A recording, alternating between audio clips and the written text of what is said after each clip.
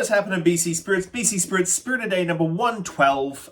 Today, we're going to taste something else from the Spinnakers. So Spinnaker's is right here, the creme de cassis. I tasted their gin and their creme de cacao. Actually, I don't think I've done the gin yet on the show. I think I did. Maybe I did. Yes, I did. I did do the gin. But the cassis. So it is actually Paul Hadfield. Someone reached out to me. It's actually Paul Hadfield, who is the legend behind Spinnaker's. His daughter cranking out all this sort of stuff. She's got a massive passion for some of these stuff. I think they've got something like 12 SKUs already, which is insane to think.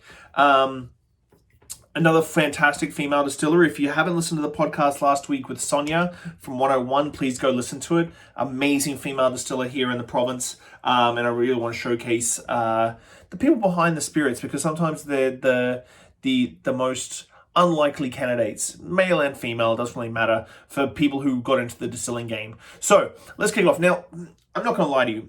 Creme de Cassis is a really difficult one here on the island because Odd Society Creme de Cassis is legendary. Everybody loves it. Everybody wants it. So it's difficult to compete against something that has such much massive brand loyalty. But we're going to kick it off. Oh, those black currants.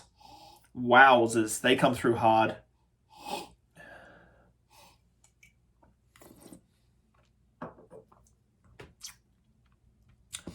%. So I was assuming it was going to be a little bit more cloying sweet, but it really is just black currants.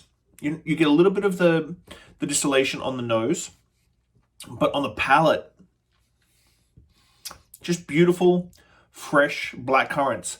The sugar's there, but I would assume that's just going to accentuate the black currant flavor. But really, on the palate, no residual sweetness, smidge of residual sweetness, on the very, very back. But I wouldn't say it's sugar sweet. I would say it's fruity sweet. So it is the sort of biting into fresh currants. It's a little bit of acidity there. It's a little bit of tannins there.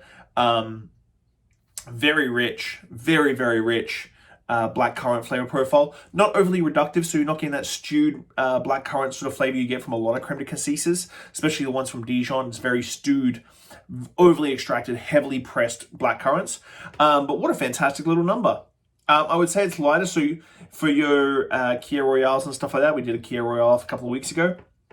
It'd be very, very good. Slightly sweeter, if you like your sweeter Prosecco's, it'd be a great match for that because it hasn't got a lot of residual sweetness. But number 112, Species Spirit of Day number 112, the Spinnakers. Really go and check out their store at the brew house if you're here on the island. They've got all these great things like pink grapefruit liqueur, gin and stuff like that. So, see you guys tomorrow. Bye.